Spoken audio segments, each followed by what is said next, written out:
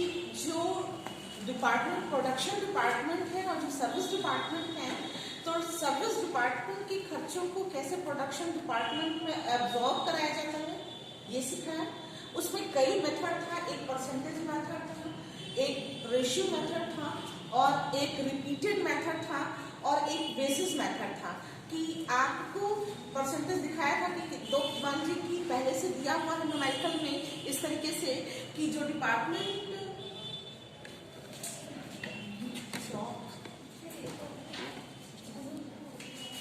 Service department जो है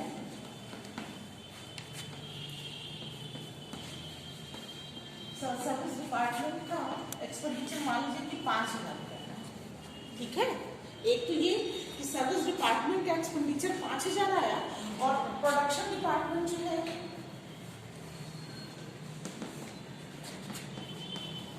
3 है, मान लीजिए प्रोडक्शन डिपार्टमेंट 3 है, A, B एंड C, ठीक है। और सर्विस डिपार्टमेंट B, ठीक। तो न्यूमेरिकल में पहले से ऑलरेडी मेंशन है कि 20%, 30% और 50% इस तरीके से एक्सपेंडिचर जो है वो इन तीनों सर्विस डिपार्टमेंट में डिस्ट्रीब्यूट हो जाएगा। यानी कि 5,000 का 20% रेस्पेक्टिवली A, B, C। तो A को मिलेगा कितना 20%, फिर B को मिलेगा 30% और C को मिलेगा, ये B को और C को मिलेगा 50%। बच्चों ये समझ में आया, ये बात समझ में आई। 100% डिस्ट्रीब्यूट हो गया, A को मिला 50%, 20%, B को मिला 30% और C को मिला 50%। तो ओवरहेड में ये एब्जॉर्प्शन है। एब्जॉर्प्शन का मतलब कि डी डिपार्टमेंट सर्विस डिपार्टमेंट के एक्सपेंडिचर को प्रोडक्शन डिपार्टमेंट में डाल दिया जाता है और प्रोडक्ट जितना प्रोडक्ट बनाया गया ईच प्रोडक्ट से टोटल एक्सपेंडिचर का डिवीजन करके एक प्रोडक्ट की वैल्यू ईच प्रोडक्ट की वैल्यू कैलकुलेट की जा सकती है। समझ में आया मुझे? एक तो ये तरीका। दूसरा तरीका ये था, इस तरीके से दिया रहता है 2:2:3।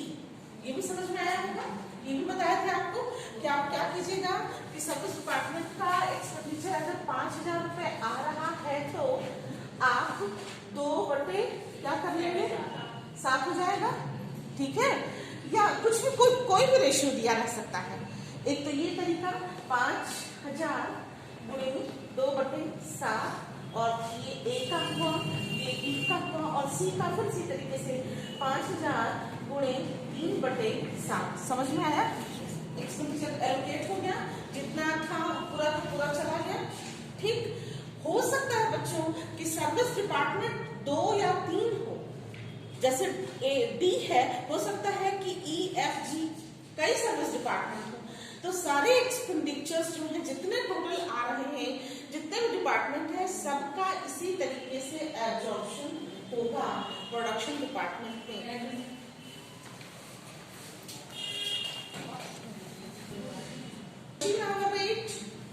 की मीनिंग ये होती है कि कितने घंटे मशीन चल रहा है वो भी प्रोडक्शन कॉस्ट में इन्वॉल्व होगा, क्योंकि ईच प्रोडक्ट की वैल्यू कैलकुलेट करने के लिए आपको मशीन के घंटों का भी कैलकुलेशन करना पड़ेगा, ठीक है। इसमें 2 तरीके के एक्सपेंडिचर्स होते हैं, जैसे वेरिएबल कॉस्ट और फिक्स कॉस्ट होता था, वैसे इसमें भी होता है स्टैंडिंग चार्जेस और रनिंग चार्जेस। स्टैंडिंग चार्जेस की मीनिंग ये होती है कांस्टेंट, मशीन चले ना चले उसका चार्ज लगेगा ही लगेगा, वो आपको वो होता है स्टैंडिंग चार्जेस। और मशीन जितना चलती है वो होता है रनिंग चार्जेस। यानी कि रनिंग चार्जेस चेंज होती रहेंगी लेकिन स्टैंडिंग चार्जेस चेंज नहीं होती हैं, वो फिक्स्ड होती हैं, ओके, ठीक। एक फॉर्मूला लिख लीजिए, machine hour rate is equal to total factory overhead, ठीक है बच्चों। Total factory overhead divided by total machine hours. Total machine hours. ठीक है, इसको आप लिख लीजिएगा, टोटल फैक्ट्री ओवरहेड। लिख दूं क्या? मैंने लिख दूं, लिख दिया।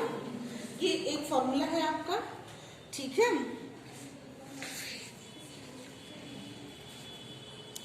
डेप्रिसिएशन मशीन एक्सपेंसेस में डेप्रिसिएशन निकालना होता है। Depreciation per hours is equal to, formula लिखिए बच्चों, depreciation per hours is equal to cost of machine, cost of machine, A लिख रही हूं, समझिएगा कि मशीन है, cost of machine plus installation charge plus installation charge plus minus scrap value, बच्चों scrap value, ठीक है, scrap value divided by total working life in hours, total working life in hours,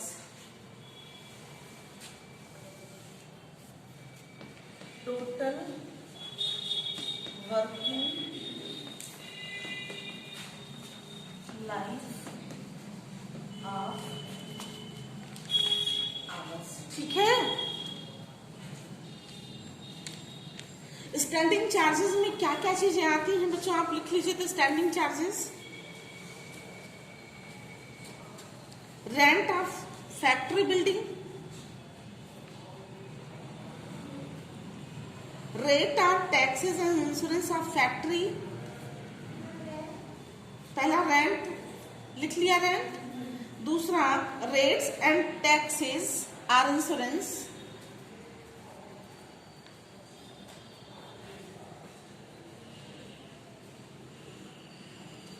insurance premium of machine, हाँ third insurance premium of machine, fourth salary of manager,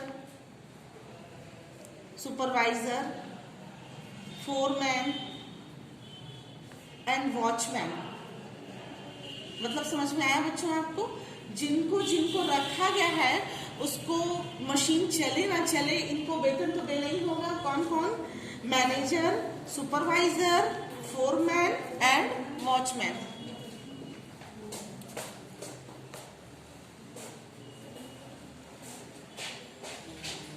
general lighting, normal lighting,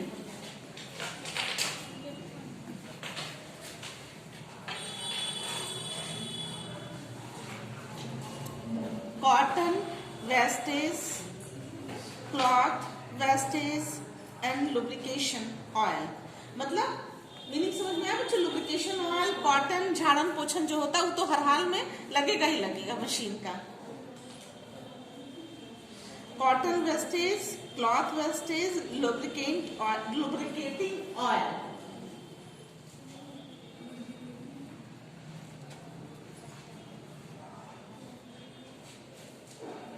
ठीक है, machine operators,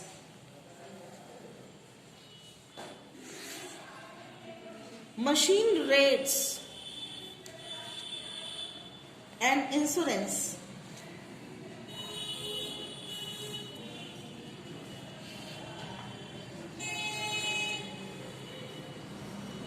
ठीक है बच्चों, अब आपको machine hour rate calculate करना। कैसे कीजिएगा rate calculate?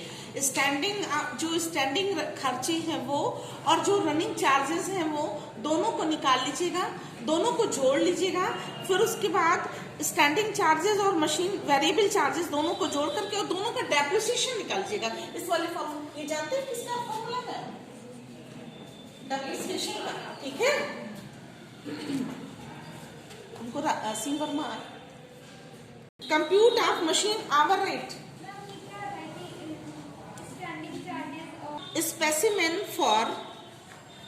specimen for computation of machine hour rate, specimen for computation of machine hour rate।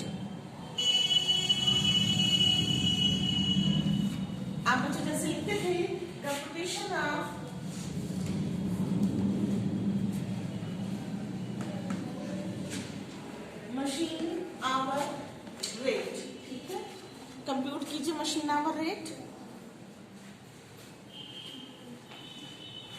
बच्चों जैसे बनाते थे, एक बड़ा सा ब्लॉक बनाइए जिसमें कि एक पर्टिकुलर्स और दो छोटे छोटे कॉलम होंगे, टोटल और पर आवर्स।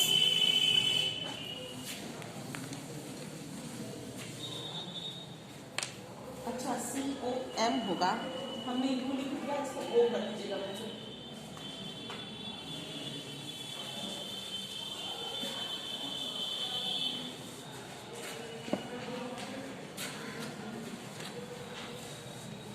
ठीक है,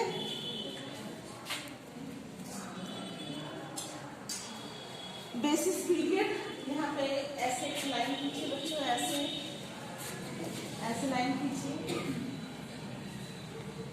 बेसिस पीरियड टी है वो, ठीक है। बेसिस पीरियड और वर्किंग आवर्स यहाँ पे लिख लीजिए।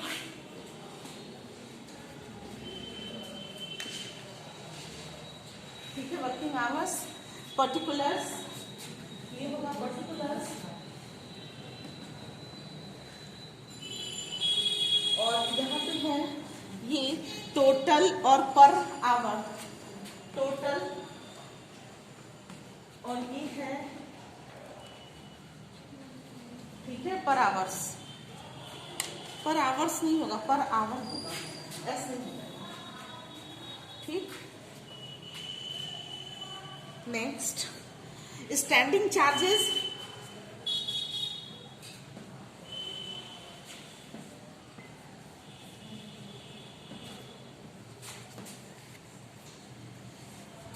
स्टैंडिंग चार्जेस पहला है बेटा, स्टैंडिंग चार्जेस में first rent, rates and taxes लिख लीजिए बच्चों। स्टैंडिंग चार्जेस में rent, rates and taxes, number 1।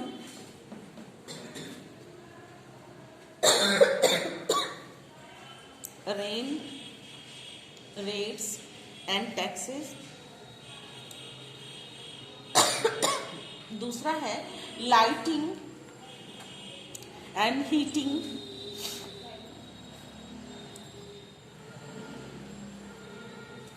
जल्दी जल्दी लिखिएगा ना तो जल्दी जल्दी एक न्यूमेरिकल भी लगवा देंगे। सुपरविजन चार्जेस, दो कैंडिडेट बैठे हुए हैं ना। थर्ड है सुपरविजन चार्जेस, सेकंड लिख लिया ना लाइटिंग, थर्ड है सुपरविजन चार्जेस। फोर्थ है insurance of factory and machine, insurance of factory and machine.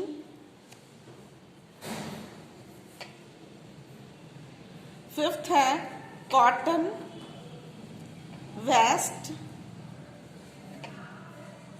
Consumable store, lubricants, एक ही में है, cotton, waste, consumable stores and lubricants. Six है labour welfare expenses, labour welfare expenses,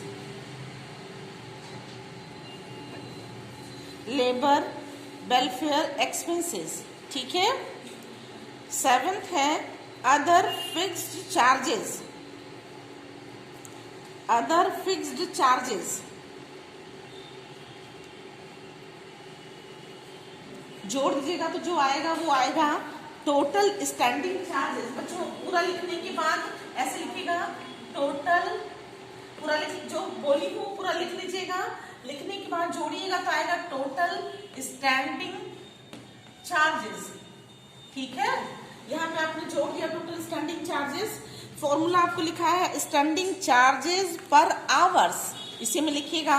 यहाँ पर जो आपने लिखा उसके नीचे लिखिए standing charges,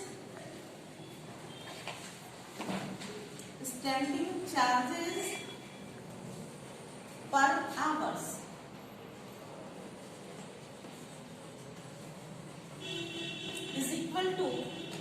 is equal to total standing charges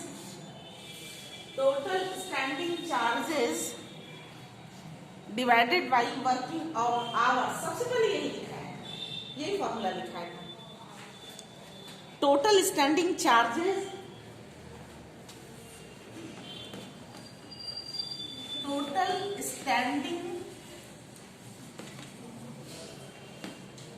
charges divided by working hours. ठीक है बच्चों, वर्किंग आवर्स लिख लिया, हो गया आपका, कैलकुलेट हो गया ये।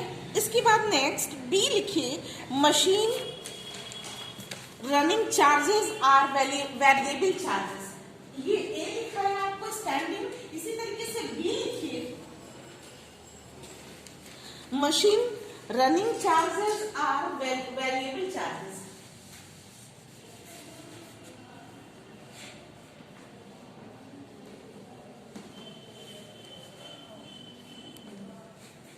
Variable charges, running charges are variable charges। ठीक है, फर्स्ट है डेप्रिसिएशन इज इक्वल टू, इसमें लिखिएगा बच्चों, first depreciation is equal to, formula depreciation is equal to cost minus scrap value. Cost, machine cost, cost of value of machine जो लिखा है, तो कॉस्ट केवल लिखिए, cost minus scrap value.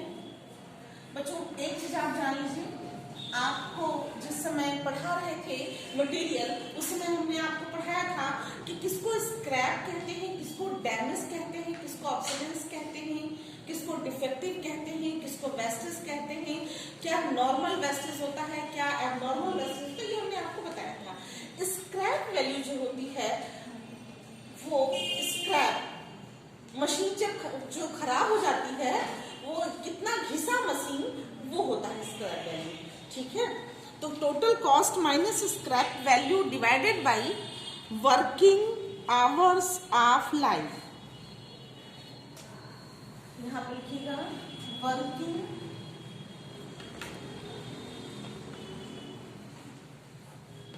Hours of life.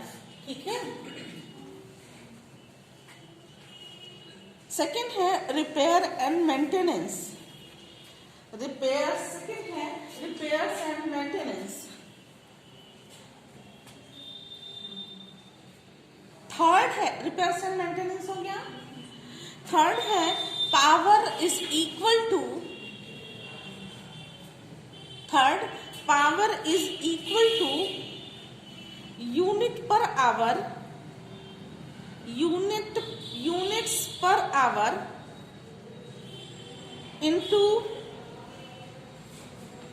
Into rate per unit, into rate per unit. Power is equal to units per hours into rate per unit. Fourth है steam and water,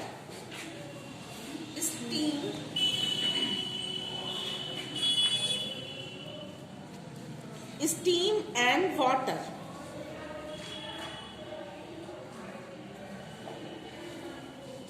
दोनों को जोड़ दिया बच्चों, इससे पहले आपको लिखाया था टोटल स्टैंडिंग चार्जेस वो, और ये मशीन आवर रेट जो आ रहा है, मशीन चार्जेस जो आ रहा है, दोनों को जोड़ दिया।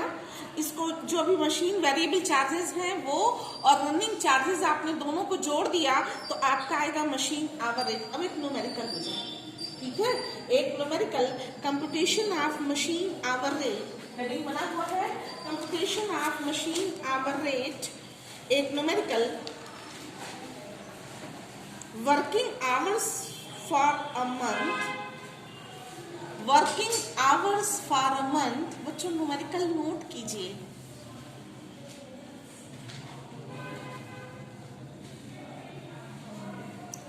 Working hours for a month लिख लिया 160। एक महीने के वर्किंग आवर्स क्या है 160, 160। Cost of machine 12,000. Cost of machine 12,000.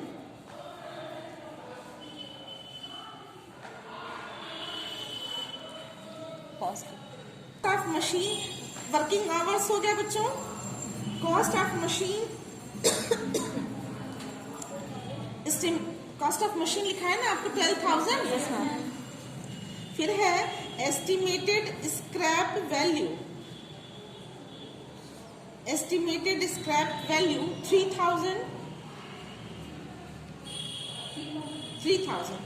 तुम्ही लोगों के पास लिखाऊं वरना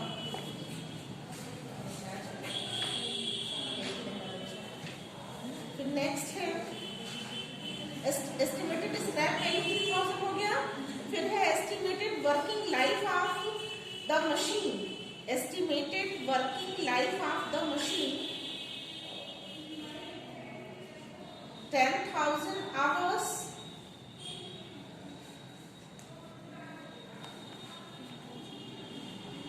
Repairs and maintenance for a month.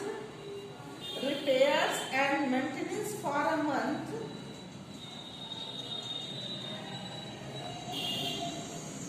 120. Repairs and maintenance for a month 120. The next है standing charges for a month. Standing charges for a month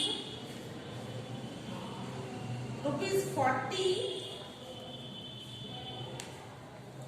Power used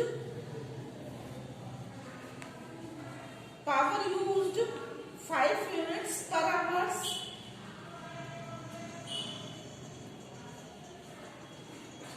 Per unit power rate 10 पैसे. इतना अच्छा है 10 पैसे. बिजली का बिल नहीं. बच्चों इस न्यूमेरिकल को कंप्यूट करना है. Computation of machine hour rate. सबसे पहले स्टैंडिंग चार्जेस. स्टैंडिंग चार्जेस दिया हुआ है आपको. दिया हुआ है टोटल स्टैंडिंग चार्जेस कितना है मंथली 40 और 160. कितने घंटे चलता है 160. तो मशीन चार्ज स्टैंडिंग चार्जेस क्या हो गया 40/160. इसको कीजिए.